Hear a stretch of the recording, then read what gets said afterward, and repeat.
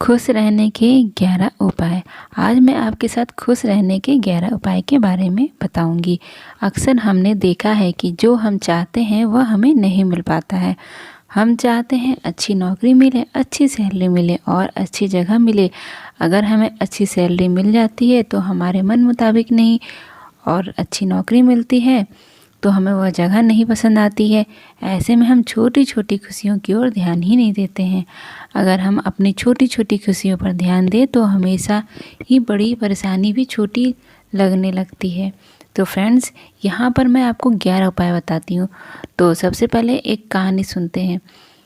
एक समय की बात है, ये गांव में एक ऋषि रहते थे। लोग उनके पास अपनी समस्या लेकर आते थे और ऋषि चुटकी बजाकर उनकी सारी समस्याओं का समाधान कर देते थे। ऐसे ही एक दिन एक व्यक्ति ऋषि के पास आया और उसने ऋषि से पूछा, गुरुदेव, मैं जानना चाहता हूँ कि हमेशा खुश रहने का राज क्या है।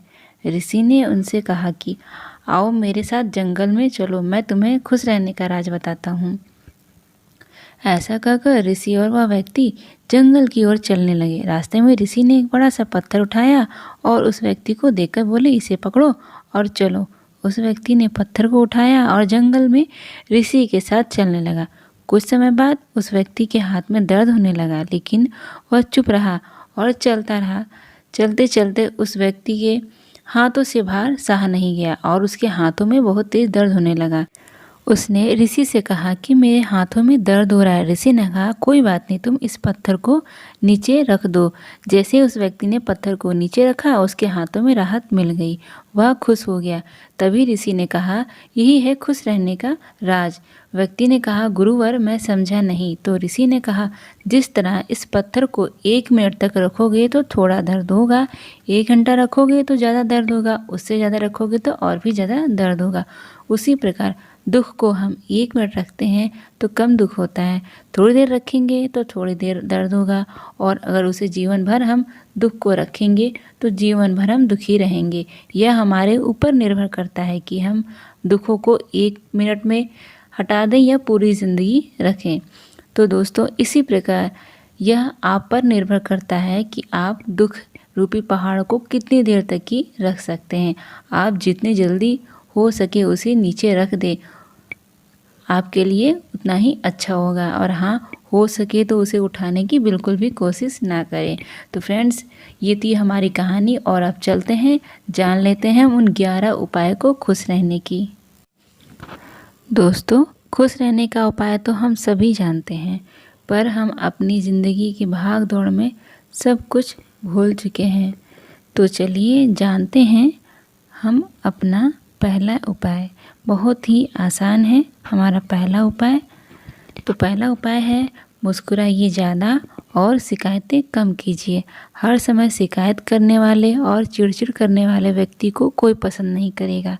अपने बच्चों से सीखिए। बच्चे दिन भर कितनी बार मुस्कुराते होंगे, हंसते होंगे, खिलखिलाते होंगे, और शिकायतें कितनी कम करते हैं, यह तो आपको पता ही है। और दूसरा उपाय है, नए लोगों, पुराने लोगों से, दोस्तों से मिलते रहिए। आप अपना मोबाइल उठाकर देखिए आपने अपने किन किन दोस्तों को कितने दिनों से बात नहीं किया है।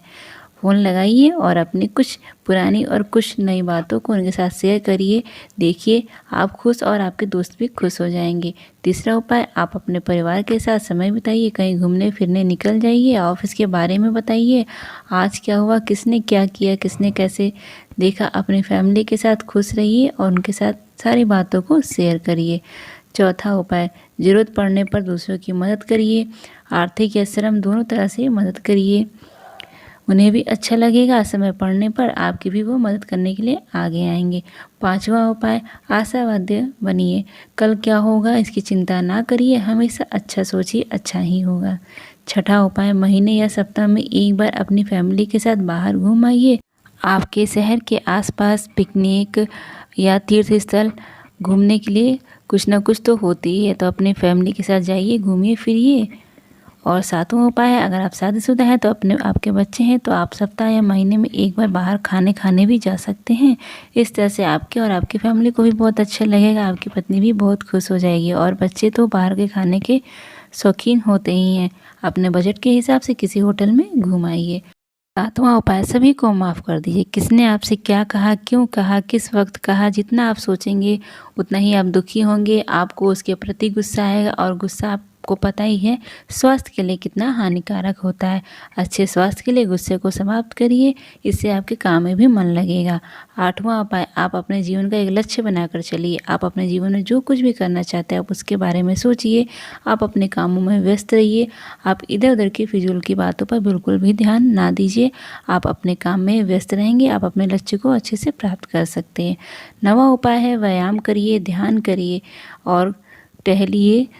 इस तरह से आप स्वस्थ रहेंगे और समय समय पर अपना काम पूरा कर पाएंगे। 10वां उपाय है, संगीत सुनिए। अगर आपको गाने पसंद है तो उसे गाइए और सुनिए। आप अगर कुछ करना चाहते हैं तो उस शौक़ को पूरा करिए। गाना सुनने से मन को शांति मिलती है, आराम मिलता है, जितनी भी मन में टेंशन होती है वह दूर हो जाती है। इसलिए आप कुछ ऐसे मधुर संगीत सुन सकते हैं जिससे आपकी थकान और टेंशन दूर हो जाए। 11वां उपाय, हो सके तो अपने मोबाइल, लैपटॉप, ऑफिस के कामों से थोड़ा सा दूरी बनाएं। ऑफिस से आते ही आप लैपटॉप, मोबाइल में घुस जाते हैं। इससे आप थोड़ा सा दूरी बनाकर आप अपने बच्चों के साथ कहीं आसपास घूमने टहलने निकल जाइए। इससे आप थोड़ी सी थकान भी दूर होगी और कई तरह के बीमारियों से भी बचेंगे। तो फ्रेंड्स, आप इस तरह के 11 उपाय को अपनाकर अपने जीवन को खुशहाल बनाइए।